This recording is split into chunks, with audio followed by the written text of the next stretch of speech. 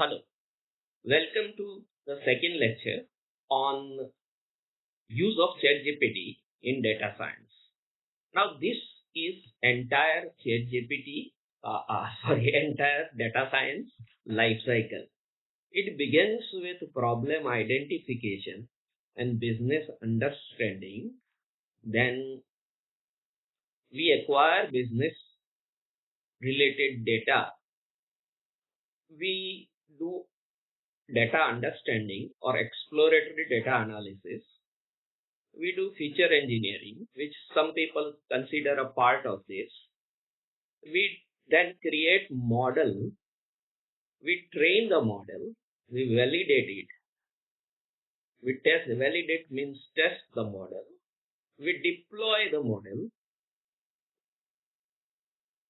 We have to continuously do data drift analysis for that model. We have to monitor the model, and we have to continuously do model drift analysis also while monitoring. We prepare finally a dashboard report because all these technical details here, the owner of the business is not interested. He is interested only in this thing, that this is my problem. And finally, this thing, that give me a report. What can I do about my problem so that my problem is solved and my profit, revenue, etc. can increase, my efficiency can increase, the productivity of my employees can increase, etc. The report is often accompanied by excellent visualization. Now, from this diagram, it is clear that the whole business of data science and data engineering and business analyst is a complex business. So in near future, I don't see that the role of data scientist or data engineer or data architect, they will completely disappear. However, I do feel that teams will become smaller because many of the tasks which are at the entry level uh, done by usually interns have already been uh, automatized. These percentages and these arrows are added by me for each stage. The percentage means, according to my opinion, the current level of AI and ChatGPT or other tools, what percentage of task can be automated? An arrow means, is that going to go up or remains same? Horizontal arrow means human component cannot be replaced from these tasks. However, that is my subjective opinion. You see the power of ChatGPT and then decide. And vertical arrow means more and more automation and use of AI tools will occur in that particular. Okay. So we, in our next slide, just want to focus on first two steps: problem identification and business understanding. And let us see how our ChatGPT performs in these two steps. Now, that is these two steps we are following. As I again say, percentages are my subjective opinion. So first prompt is this: you are an expert business analyst and data scientist. What question would you ask for problem identification to a client from online e-commerce industry? Give your answer page wise in 3 pages, and then page 1. This is a neat little trick to overcome the token limitation of free ChatGPT account. Otherwise, you have seen in earlier lectures that many of the answers are truncated because the word limit is reached, token limit it is called. So you can use this trick that write your answer in 3 pages and then write dot dot dot page 1. So it will give first page. Then you can write, okay, please write page 2, and it will give second page of the answer. Then you can say, please write page 3, and it will give third page of the answer. So what answer you get, that we will see in the ChatGPT interface only. But once problem identification is done, the next stage is business understanding. So you can then ask after page 1, 2, and 3, okay, what follow-up questions would you ask to this client? That is the same client who is from online e-commerce industry for business understanding. Again, give your answer in 3 pages and then dot dot dot dot page 1, and then politely ask page 2, politely page 3, like that. Politely does not mean that there is a human answering all that, but sometimes these LLMs give slightly, rude answer, or they even give up if you go on probing further and further. So you have to use encouraging thanks, that was great, and it really changes it. And sometimes it becomes angry and refuses also to answer this, and we will not go into it. Okay. Now, then next time we will again do another prompt. You are an expert business analyst and data scientist specializing in logistics. What question would you ask for problem identification to a client from steel industry? Give your answer page wise in 3 pages. And this is page 1 again. And then you can say page 2, please, page 3, please, like that. Then again, this was problem identification. Now this time you can say that business understanding for the same client. I have taken one modern industry, online e-commerce industry, and another old industry, steel industry. Even in steel industry, or even paint industry, or any old industry, data scientists can play a major role.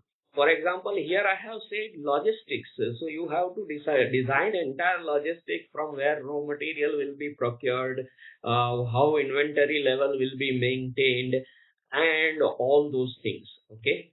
So let us now try how ChatGPT does with this prompts. So I am opening chat.openai.com.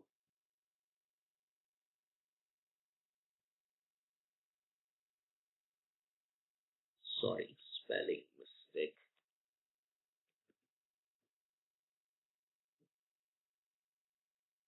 Yeah.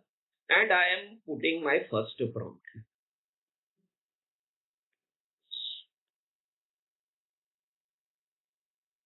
Yes, this is that first prompt.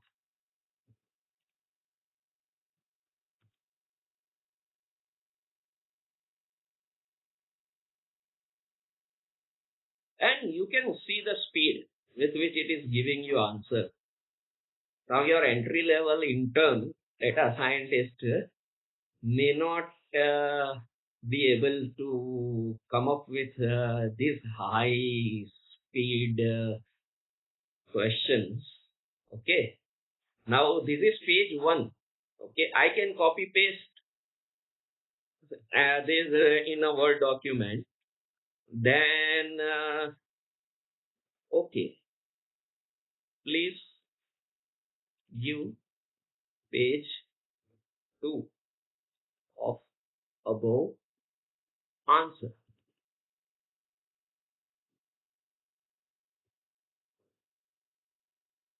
And this question will be totally different. For example, here first question was this: what are the main challenges you are currently facing in your online e-commerce business?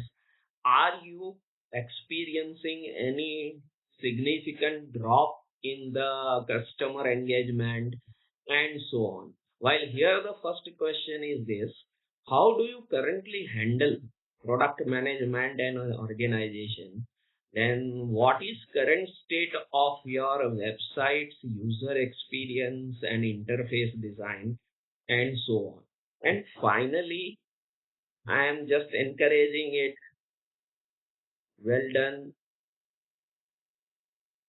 Please give page 3. And it is coming out with page 3 of the problem identification questions.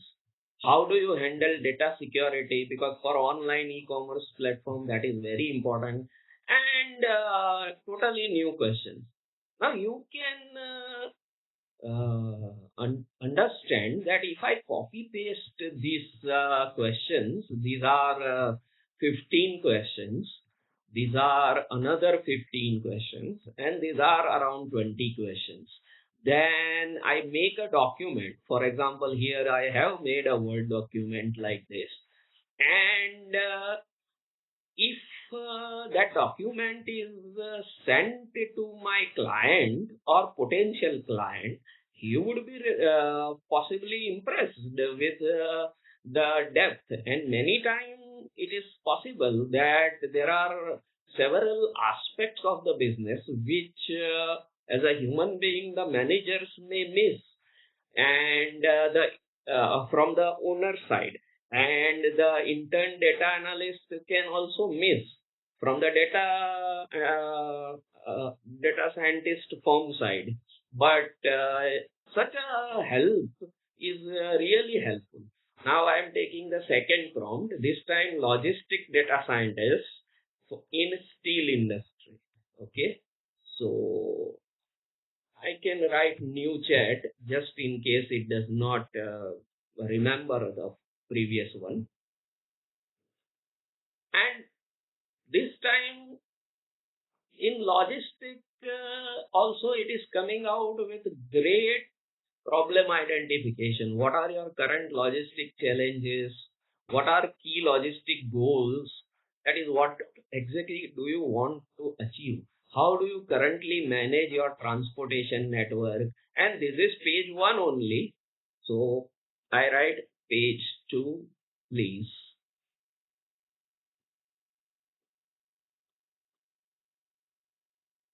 How do you currently track and measure the logistic performance? Are there any specific geographical challenges or constraints? How do you collaborate with suppliers and customers? What technologies or systems are currently in use? And then finally, page 3, please.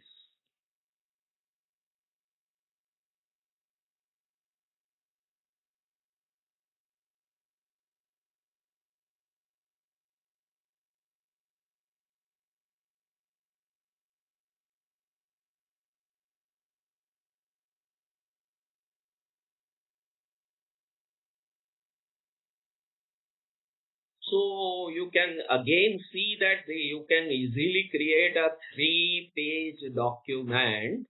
First was 8 questions about logistics for steel industries, another 8 questions, so another 7, so 15, and another 8, so 23 questions in detail. And it also gives by these questions what exactly you are trying to understand about clients business.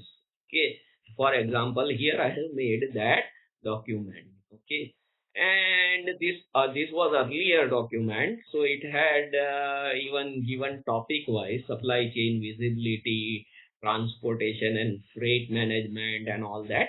But I wanted to show you in live, so I did it second time. And in second time it has given in a slightly different format. But this is really, really impressive. Thank you.